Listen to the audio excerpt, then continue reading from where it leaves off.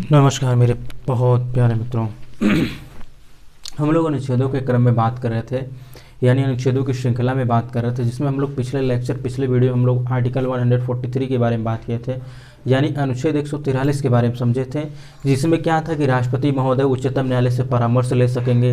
परामर्श लेने के बाद क्या वो मानेंगे नहीं मानेंगे डिपेंड करेगा उनके ऊपर। ठीक, वो क्या कर सकते हैं, उसको मान भी सकते हैं और नहीं भी मान सकते हैं, लेकिन उच्चतम न्यायालय को परामर्श देना क्या होगा, अनिवार्य होगा। इस बात को आप अवश्य ध्यान दीजिएगा, क्योंकि कभी कभी ये फैक्ट के रूप में क्वेश्चन पूछ लिए जाते हैं और लगता है हमें कि नहीं ऐसा नहीं वैसा है। जब आप आके घर पे देखते हैं, अपनी नोट्सबुक को देखते हैं, अपने नोट्स को देखते हैं, तो आप उसका विपरीत ही आंसर पाते हैं। तो आप ऐसा हरगिज़ मत करिएगा, पहले आप एक बार रिवीजन कर लीजिएगा आर्टिकल 143 में क्या कहा गया है।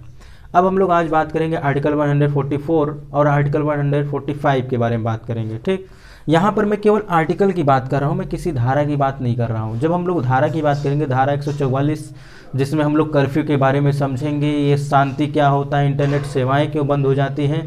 तो ऐसा करते हैं, नेक्स्ट वीडियो हम लोग धारा 144 पर ही रखते हैं। आज हम लोग केवल आर्टिकल के बारे में बात कर लेते हैं, फिर उसके बाद कल मैं जो है आपसे बात कर लूँगा धारा 144, यानी धारा 144 के बारे में हम लोग समझेंगे कि क्या होता है धारा 144, इसमें कौन कौन सी प्रावधान है, इसमें कौन कौन सी प्रावधान की क्या होती है, आलोचना भी होती है, क्यों होती है, उसके बारे में हम लोग समझेंगे। तो आइए हम लोग आज समझते हैं आर्टिकल 144 क्या कह रहा है। सिविल तथा न्यायिक प्राधिकारियों द्वारा उच्चतम न्यायालय के कार्य में क्या करना, आवश्यकता अनुसार सहायता किया जाना।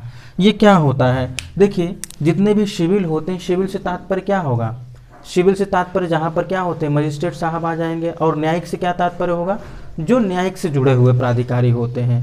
ठीक, ये क्या करेंगे, ये सारे के सारे अगर उच्चतम न्यायालय को कोई आवश्यकता पड़ गई कि हाँ हमें आपसे ये मदद लेनी है, तो ये अवश्य ही उनकी क्या करेंगे, सहायता करेंगे जब जब उनको आवश्यकता पड़ेगा।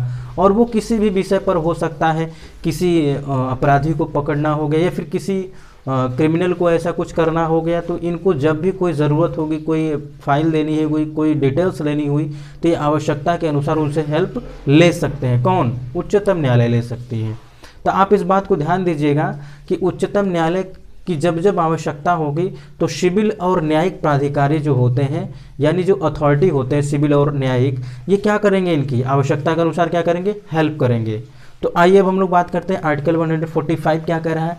आर्टिकल 145 सिंपल सा ये बात कह रहा है कि उच्चतम न्यायालय अपने कार्य संचालन के लिए, अपने न्यायिक कार्य संचालन के लिए क्या करेगा, अपने हिसाब से नियम बनाएगा। ठीक, लेकिन ये नियम क्या होगा, संसद के अंतर्गत ही होगा, संसद के नियमावली से के अंतर्गत ही होगा। चलिए हम लोग चर्चा करते हैं आर्टिकल 145 क्या कह रहा है। संसद द्वारा बनाई गई विधियों के अंतर्गत रहते हुए उच्चतम न्यायालय समय समय पर राष्ट्रपति के अनुमोदन से न्यायिक कार्य के संचालन के लिए आवश्यकता अनुसार नियम का निर्माण कर सकेगा। यहाँ पर देखिए जो उच्चतम न्यायालय है, ये उच्चतम न्यायालय क्या करेगी, उच्चतम न्यायालय जो संसद ने कानून बनाया है उसके दायरे में रहते हुए, यानी कि उसकी एक सीमा में रहते हुए, और इसकी सीमा में तो रह ही रहे हैं, साथ ही साथ जब राष्ट्रपति इसका अनुमोदन कर दे, अनुमोदन का मतलब होता है ना कि सहमति दे दे, एक प्रकार से क्या कर दे, सहमति दे दे कि हाँ ऐसा आवश्यक है, आप अपने न्यायिक कार्य संचालन के लिए आप अपने लिए नियम बना सकते हैं। तो यहाँ पर क्या हो जाता है, उच्चतम न्यायालय को छूट मिल जाती है कि आप क्या करिए, आप अपने न्यायिक कार्य संचालन के लिए आप नियम बना सकते हैं। परंतु संसद जो नियम बनाई है आपके लिए जो विधि बनाई है उसके अंतर्गत या फिर उसके दायरे में रहते हुए। ठीक, इस बात को आप समझिएगा। अब हम लोग बात करते हैं कौन से ऐसे विषय होंगे जिस पर ये कानून बनाएगी, ये भी तो बात जानना जरूरी है। तो जो न्यायालय के वकील होते हैं, जो न्यायालय में विधि व्यवसाय होते हैं, इनको वकील भी कहा जाता है, इनसे जो ये जो व्यक्ति होते हैं, ये वकील भी तो एक व्यक्ति होंगे ना, इसके भी विषय में क्या करना, नियम बनाना। यानी कि जो उच्चतम न्यायालय में जो वकील होते हैं या फिर विधि व्यवसाय होते हैं, उन व्यक्तियों से संबंधित कोई ना कोई विषय में क्या करना, कानून बनाना, इनके लिए एक प्रकार से नियम बनाना। कानून शब्द यहाँ पे इस्तेमाल नहीं करें तो ज़्यादा बेहतर होगा, नियम बनाना। ठीक, अपील सुनने की प्रक्रिया, आप जानते हैं कि क्या होता है कि कोई भी सुप्रीम कोर्ट पर तभी कोई जाता है, हाई कोर्ट जाने के बाद, लोअर कोर्ट जाने के बाद क्या होता है, सेशन कोर्ट इसी को बोलते हैं क्षेत्र न्यायालय। क्षेत्र न्यायालय बोलते हैं। फिर उसके बाद जो है डिस्ट्रिक्ट कोर्ट होता है। ठीक, मान लीजिए कोई लोअर कोर्ट में जो है गया और उसके निर्णय से संतुष्टि नहीं हुई, ये गया उच्च न्यायालय में, उच्च न्यायालय के निर्णय से नहीं हुआ तो यहाँ पर क्या करते हैं, यहाँ पे अपील ही करते हैं। क्या करते हैं, ये अपील करते हैं। क्या करते हैं, अपील करते हैं। यही अपील सुनने के लिए भी ये अपने लिए क्या बना सकती है, नियम बना सकती है। ठीक, अपील सुनने की प्रक्रिया के भी नियम होंगे। अपीलों के ग्रहण करने के विषय में भी क्या होगा, यानी कि ये अपील कौन सा ग्रहण करेंगे कौन सा नहीं ग्रहण करेंगे, उससे भी संबंधित ये क्या कर सकती हैं, नियम बना सकती है। कौन, सर्वोच्च न्यायालय। न्यायालयिक निर्णय के पुनरावलोकन के विषय में, यानी कि इसने जो भी निर्णय दे दिए थे, सर्वोच्च न्यायालय ने जो भी निर्णय दे दिए थे उन निर्णयों पर भी फिर से विचार करने के लिए भी ये क्या कर सकते हैं, अपने लिए नियम बना सकती है।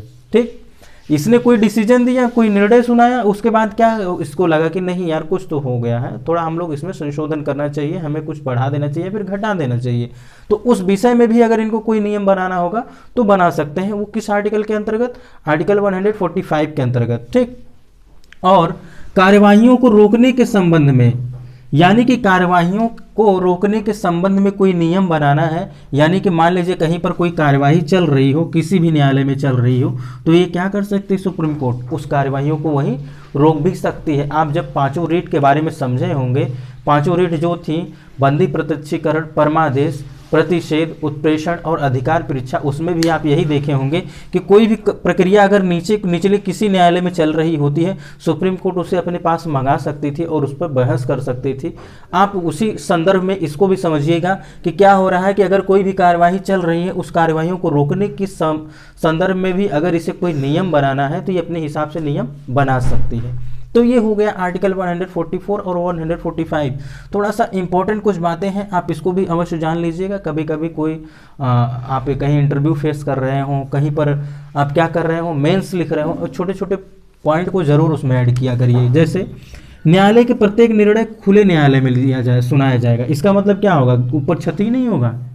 मान लीजिए ये है, मान लेते हैं ये न्यायालय है, ये क्या है, एक प्रकार से न्यायालय है, तो क्या इसका छत नहीं रहेगा, ऐसा नहीं है। ये सभी के समक्ष निर्णय सुनाए जाएंगे, सभी के समक्ष सारे तथ्यों, सारे साक्ष्यों के बारे में क्या होंगे, डिस्कस होंगे, चर्चा होंगे। एक प्रकार से पूरी की पूरी प्रक्रिया क्या होती है, ट्रांसपेरेंट होती, पारदर्शी होती है। इसी को बोलते हैं। आपको इस बात से भी अवगत होना आवश्यक है कि न्यायाधीश केवल पद की शपथ लेते हैं, गोपनीयता की नहीं। न्यायाधीश केवल पद की शपथ लेते हैं, गोपनीयता की नहीं। ये एक्स्ट्रा पॉइंट, इसको भी ऐड कर लीजिएगा अपने नोट में। ठीक, उच्चतम न्यायालय द्वारा दिए गए प्रत्येक निर्णय बहुमत से लिया जाएगा। क्या मतलब हुआ इसका, कि अगर कोई भी डिसीजन किसी भी मुद्दे पर, किसी संवैधानिक मुद्दे पर किसी भी सुनवाई करना है कोई, तो ये लोग जो पीठ बनाते हैं, आप जानते ही होंगे, पीठ यानी बेंच का गठन करते हैं। बेंच के गठन करने के बाद भी अगर 7 न्यायाधीशों का है या फिर 9 न्यायाधीशों का है, जिधर ज़्यादा होते हैं उधर ही उनकी क्या हो जाती है, इधर ही उन्हीं की बातों को मान लिया जाता है। जैसे कि आप जानते ही हैं, लोकतंत्र में बहुमत का ही क्या होता है, बहुमत का क्या ही होता है, बहुमत को ही हम लोग समर्थन करते हैं कि जिसके पास ज़्यादा बहुमत वही उसके पास क्या होंगे, अधिकार ज़्यादा। यानी कभी भी इलेक्शन भी कोई होता है हमारे यहाँ, तो हम बहुमत के आधार पर ही इलेक्शन हमारे यहाँ जीते जाते हैं। जो सबसे ज़्यादा वोट प्राप्त करता है उसी को क्या कर देते हैं, हम लोग विजयी घोषित कर देते हैं। वहाँ पर, यहाँ पर भी यही बात हो रही है कि कभी भी कोई भी उच्चतम न्यायालय द्वारा कोई निर्णय लिए जाएंगे वो बहुमत के आधार पर लिए जाएंगे। अगर बेंच में 7 न्यायाधीश हैं तो 4 न्यायाधीश जिधर बात कर दिए, जिस पॉजिटिव बात की है, यानी कि उस पक्ष में बात की है, विपक्ष में बात की है, वही बात मान लिया जाएगा।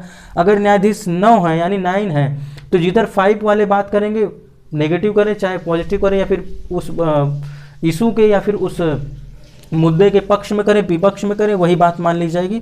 तो सेम यही बातें आपको समझना आवश्यक है। कि आपको फिर से एक बार मैं बता दूं कि न्यायाधीश क्या करते हैं, पद की शपथ लेते हैं, गोपनीयता की नहीं लेते हैं। अर्थात अगर आप मंत्री या फिर मंत्रिमंडल के किसी सदस्य की बात करेंगे तो वहाँ पर पद और गोपनीयता दोनों की क्या करनी पड़ती है, शपथ लेनी पड़ती है। तो मित्रों, आज हम लोगों ने बात कर लिया आर्टिकल 144 यानी अनुच्छेद 144 और अनुच्छेद 145। हम लोग नेक्स्ट वीडियो में देखेंगे कि धारा 144 क्या है, जो आपके मन में बहुत ही उत्सुकता लाई होगी। आपके इसी लॉकडाउन में, यानी कि कोरोना के महामारी के दरमियान क्या होगा 144 लागू हुआ था, उसमें क्या क्या प्रावधान थे, कैसे कैसे हुए थे, कैसे उसकी आलोचना की जाती विपक्ष के द्वारा, हम लोग उसके बारे में भी पूरा डिटेल समझेंगे, ताकि अगर आपको मेंस में भी लिखना पड़ गया, अगर आप लॉ के भी स्टूडेंट हैं, आप उसके बारे में एकदम अच्छी नॉलेज रखें। तो मित्रों आज के लिए बस इतना ही, हम लोग मिलते हैं नेक्स्ट वीडियो में, तब तक के लिए नमस्कार।